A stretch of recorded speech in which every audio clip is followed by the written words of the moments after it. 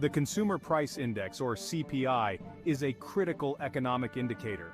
It measures the average change over time in the prices paid by urban consumers for a market basket of consumer goods and services. But, can we really trust these numbers? Many believe the CPI data is manipulated to paint a rosier picture of the economy. This essay will delve into the reliability of CPI numbers and explore why there is often a disconnect between reported statistics and public perception. For years, the US government has relied on the CPI to gauge inflation. It affects everything from Social Security payments to federal tax brackets. But as living costs continue to soar, many question whether the CPI accurately reflects the real economic situation. This skepticism is not unfounded. There are multiple instances where the reported CPI seems out of touch with what people experience daily. Understanding the reliability of CPI data is crucial.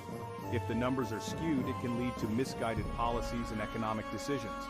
This essay will examine the reasons behind the CPI controversy, including changes in calculation methods, possible governmental motives, and the impact on public trust. By the end, readers will hopefully see the importance of seeking diverse information sources to get a fuller picture of economic realities. Many Americans feel the pinch of rising costs.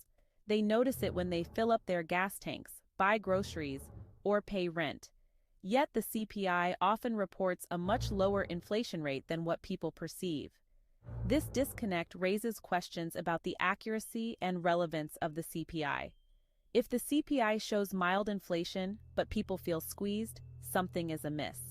This discrepancy can be partly attributed to how the CPI is calculated. The CPI uses a basket of goods to measure price changes. But this basket does not always reflect the items that weigh heavily on household budgets.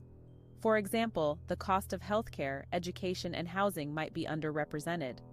As a result, the CPI might show moderate inflation, while essential costs for families skyrocket. Public perception also plays a role in the skepticism surrounding the CPI. People trust their wallets more than government reports. If they feel that their expenses are rising faster than their incomes, they are likely to question the official inflation numbers. This gap between perception and reported statistics can erode trust in government data and policies. Consider Jane, a single mother from Ohio. Despite the CPI indicating low inflation, Jane's expenses have increased significantly in recent years.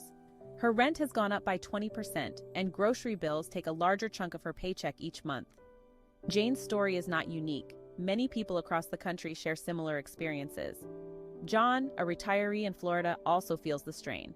His fixed income, adjusted based on CPI, hasn't kept up with his rising medical expenses. Prescription drug prices and health insurance premiums have shot up, but these increases seem underrepresented in the CPI data.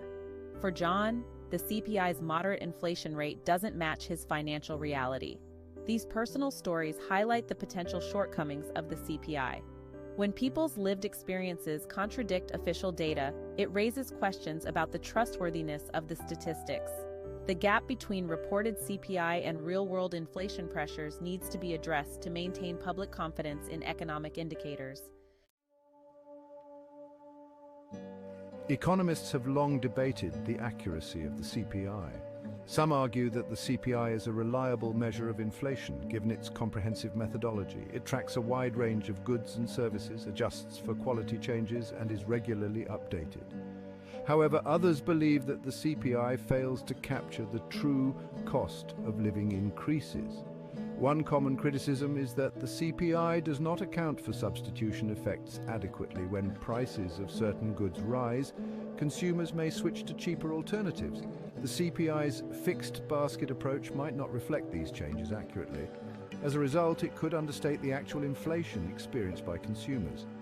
Another point of contention is the use of hedonic adjustments in the CPI. These adjustments account for changes in product quality, such as technological improvements. While this makes sense theoretically, in practice, it can obscure the real price increases that consumers face. For instance, a more advanced smartphone might be included in the CPI as a quality improvement, but its higher price still impacts consumers' budgets. The method of calculating the CPI has changed over the years. In the past, the CPI used a simple arithmetic mean to track price changes. But in the early 1980s, the Bureau of Labor Statistics introduced geometric weighting. This change aimed to better reflect consumer behavior and substitution effects, but it also led to lower reported inflation rates. In the 1990s, the BLS made further adjustments. They incorporated more frequent updates to the basket of goods and services. The idea was to keep the CPI relevant to changing consumption patterns. However, critics argue that these changes have progressively understated inflation rates, making the CPI less representative of actual cost of living increases. These methodological changes have significant implications. By altering how inflation is measured, the government can influence public perception and policy decisions. For example, lower reported inflation can reduce the need for cost of living adjustments and social security payments, saving the government money. But it also means that individuals might not receive adequate adjustments to keep up with rising costs. Why would the government want to portray a lower inflation rate? There are several potential motivations. One reason is to control public perception.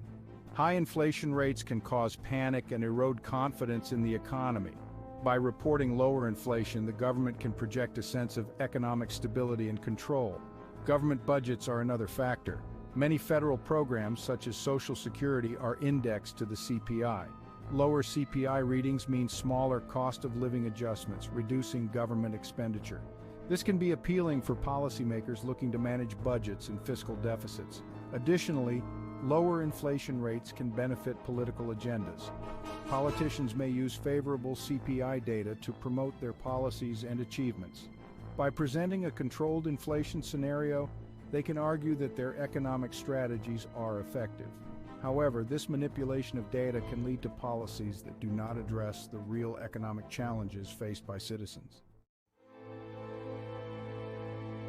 Misleading CPI data can have far-reaching consequences.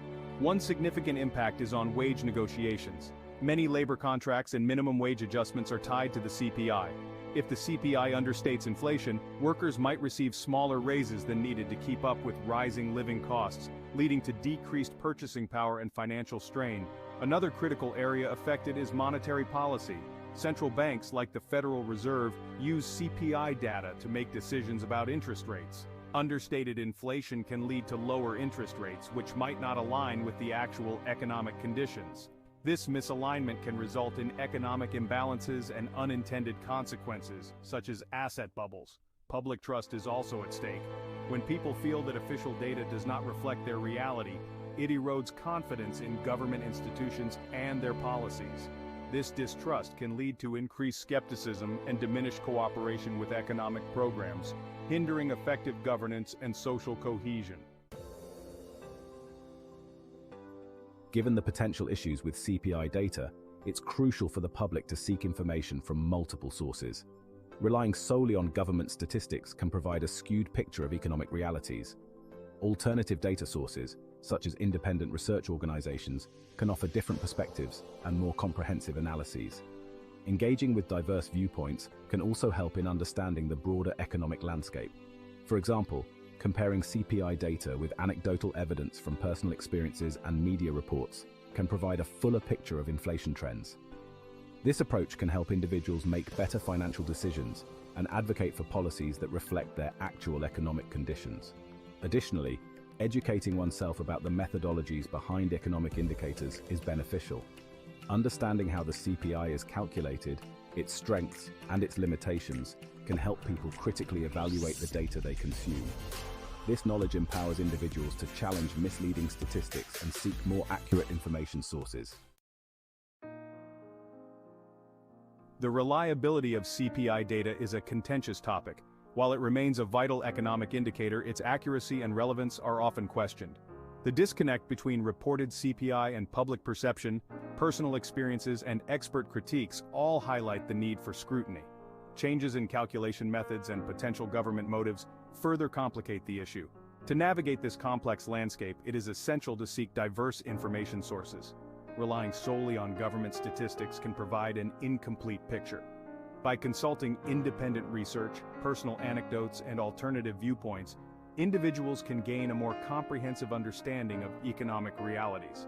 This approach is crucial for making informed decisions and advocating for policies that truly address the cost of living challenges faced by many. In conclusion, while CPI data is an important tool, it is not infallible. Understanding its limitations and seeking broader information will help individuals and policymakers alike to grasp the true state of the economy and address the issues that matter most.